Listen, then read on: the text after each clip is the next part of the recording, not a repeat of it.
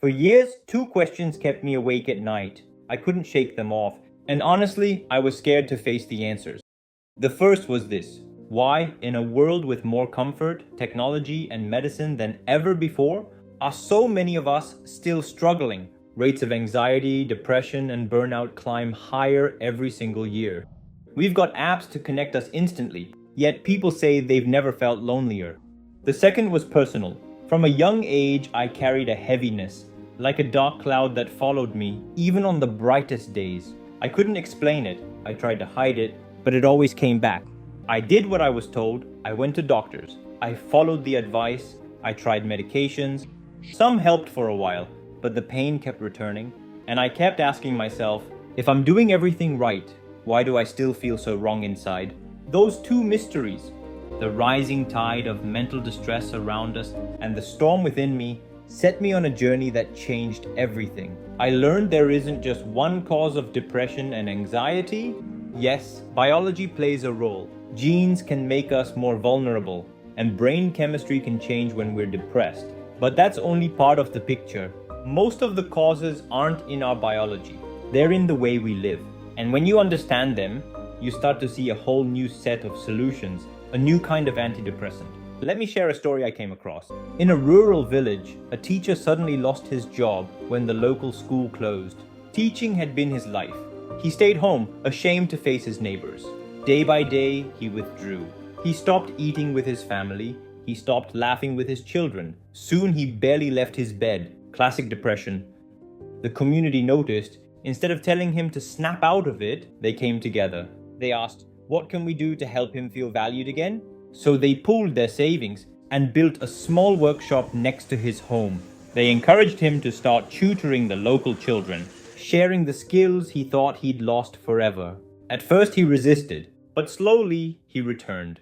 Within weeks, he was teaching again. The sparkle returned to his eyes. His energy grew. His depression lifted. When asked what had helped, he said, "They gave me back a reason to get up in the morning." No, this wasn't a pill. It was something deeper. Belonging, purpose, and meaning. We all know we need food, water, and shelter to survive. But we forget that we also have psychological needs. We need to feel we belong. We need to feel we matter. We need to feel our lives have purpose. We need to feel hopeful about the future. And today, too many of us are starved of those needs.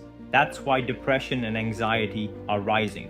They're not a sign you're broken. They're a signal telling you that something vital is missing. One of the most powerful signals comes from loneliness. A major study found that nearly 40% of people in the US say they don't feel close to anyone. Think about that. No one they can really turn to. Our ancestors survived by banding together. Connection was our superpower. Now, in the age of endless scrolling and empty notifications, we're more connected than ever, yet lonelier than ever. I met a doctor in East London who saw this firsthand. Instead of only prescribing medication, he prescribed something else. A group. He brought patients with depression together, not to talk about misery, but to do something meaningful side by side. They chose to turn a piece of wasteland into a garden. At first, some were too anxious to even touch the soil, but over time they laughed, worked, and grew together. One woman told me, as the garden began to bloom, we began to bloom. That's the power of connection, not just talking about being better, but building, doing, belonging.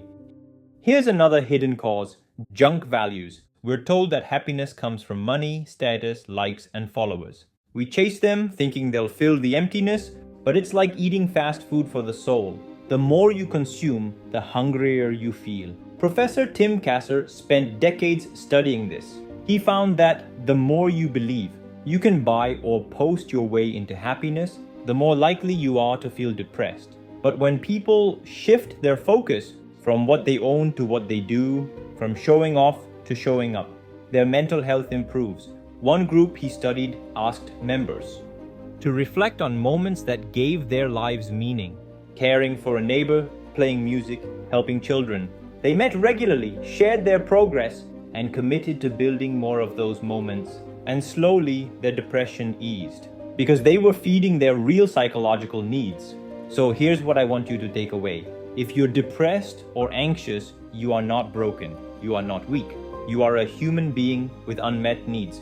Yes, medication can help some people, and there is no shame in using it, but the deeper solution lies in connection.